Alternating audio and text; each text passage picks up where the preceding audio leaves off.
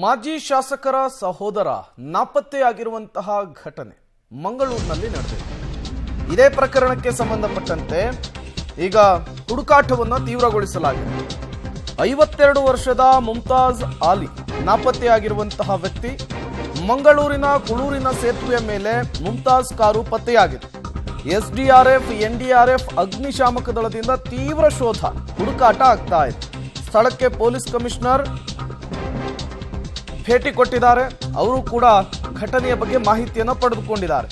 Commissioner ಮುಂದೆ ಕಣ್ಣೀರನ್ನ ಹಾಕಿದ್ದಾರೆ ಮಾಜಿ ಶಾಸಕ ಮೊಹಿಯುದ್ದೀನ್ ಬಾವಾ ಅವರು. ನೀವು ಕೂಡ ವಿಜುವಲ್ಸ್ ಅನ್ನು ಗಮನಿಸ್ತಾ ಇದ್ದೀರಿ. ನಾಪತ್ತೆಯಾಗಿರೋದ್ರ ಹಿಂದೆ ಹಲವು ಅನುಮಾನಗಳು ವ್ಯಕ್ತವಾಗ್ತಾ ಇದೆ. ಕಿಡ್ನಾಪ್ ಆಗಿದೆಯಾ ಅಥವಾ ಏನಾದರೂ ಈ ನದಿಯಲ್ಲಿ ಬಿದ್ದಿದ್ದಾರಾ, ಏನು ಎತ್ತ ಸಹಜವಾದಂತಹ ಪ್ರಶ್ನೆಗಳು. ಪೊಲೀಸರು ಈಗ ಹುಡುಕಾಟವನ್ನು ಕೂಡ ನಡೆಸ್ತಾ ಇದ್ದಾರೆ. ಸಾಕಷ್ಟು ಮಾಹಿತಿಗಳನ್ನು ಕ್ರೋಢೀಕರಿಸುವಂತಹ ಕೆಲಸ ಕೂಡ ಆಗ್ತಾ ಇದೆ. ಸರ್, ನನಗೆ ದಯವಿಟ್ಟು ಅಲ್ಲಿ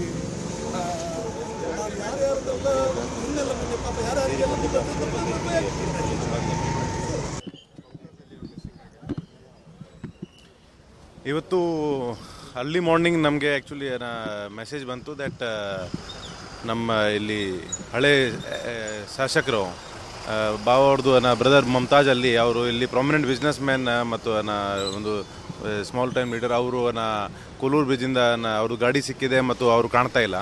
ಸೊ ಇಮಿಡಿಯೇಟ್ಲಿ ನಮ್ಮ ಅಧಿಕಾರಿಗಳು ಎಲ್ಲ ಇದು ಸ್ಥಳಕ್ಕೆ ಈಗ ಪರಿಶೀಲನೆ ಮಾಡಿ ಭೇಟಿ ಕೊಟ್ಟು ಈಗ ನಾವು ತನಿಖೆ ಮಾಡ್ತಾ ಇದ್ದೀವಿ.